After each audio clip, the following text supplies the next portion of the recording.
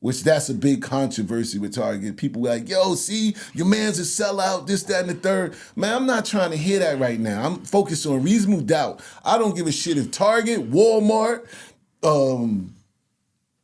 Walgreens, I don't care. That's my life story. That helps me a little bit. Do you think he's not selling out by doing that? I think Jay doing what he do. Like, what's surprising about that? It's about this money, man.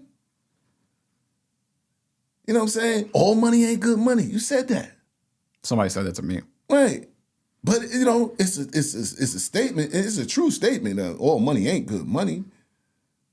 But who's to say that? What's the good money and what's not? Everybody is not going to be happy with the decisions. Regret. You heard what he said. That's reasonable doubt, man. Regrets. He don't have none. He got to live with them. But you know what I'm saying? This is just who he is. That's not surprising. Let him get your money, man. I'm sold into it now. Like, yo, get your money. Yeah, it's funny because I saw online someone said, wow, because Jay-Z has always kind of marketed that he was a drug dealer, right? And he said a drug dealer doing what's best for him. Shocker when talking about the Target deal. And it's like, is it that mindset of just getting to the bag all the time that makes him kind of, or makes a lot of people make that decision? But that's been his MO. That's been his track record. So why is it so surprising? The numbers show that it ain't changing. Mm-hmm. You know, I see people now, a lot more people because they caught on to it. They see what it is. But it just go over my mind that what he says in his music and what's being said is like, yo, you know, do you know how much shit he got? That stuff got to be paid for. He has to work. He's working right now. You really think he needs to sustain his life? I feel like he's loaded. I mean, loaded. Yeah, I think this for me represents just one greed. You think it's greed? No, I think you want to feel like you're part of the conversation because the world moves on so fast. Like, you know, he was at the Knicks game and it wasn't like that big a deal. It was like they was focusing on the other people at the Knicks game.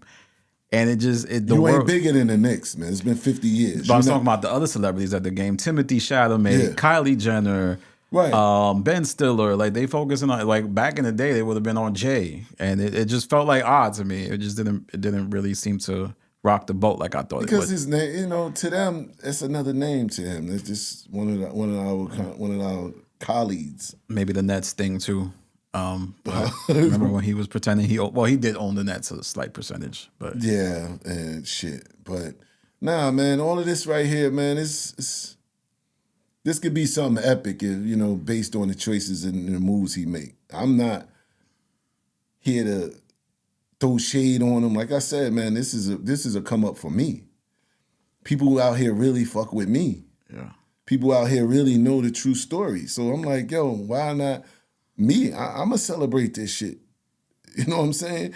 To walk around and say I'm responsible for this shit, to walk and see a line here, this and that and the third, and I'm like, yo, it ain't really just me responsible, but the people that's responsible for this shit. You know what I'm saying? That I know, that I bought in front of. You know, the other day, man, I ran into an old friend, man, and this guy was like, we sit there, and I'm like, oh, man, it's so good to see you. And we sat down for a second, and the first thing he was like, yo, before we started the conversation, he was like, yo, you know, I was the first person to hand Jay a mic. And I had to think for a moment, and I'm like, you goddamn right you was, because we was a group. Me, this guy, Allen, and Jay was a group. A rap group? Turntables, rap group, this group. Stuff y'all never even talked about. You know what I'm saying? Ever on any interviews or nothing like this. And I'm talking about, we was the trio hangout at one time. Me, him, and Jay. You know what I'm saying? We dated the same crew of girls and everything. Like, we really came up together, like, doing all of that. And it was funny when he said that.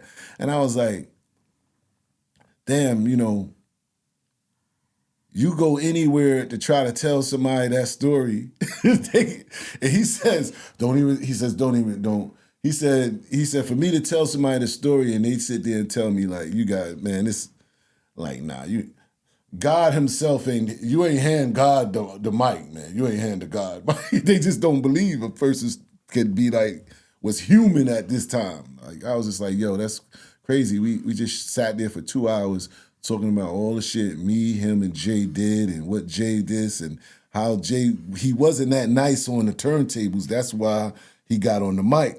You know what I'm saying? And we just kept it going on the turntables and all this shit. And I was just like, damn, that shit that we don't even mention. And this shit that, this is definitely people that he forgotten about. And this is where it started. Yeah. You know what I'm saying? So like it's like Dehaven introduced you to the game, but like more than one game, both rap and coke. Yeah. But I'm telling you, because I brought him over to Allen and shit. Because Allen had the turntables and we was a group. But man, this is just amazing, the success and all of that shit that come from, where we come from.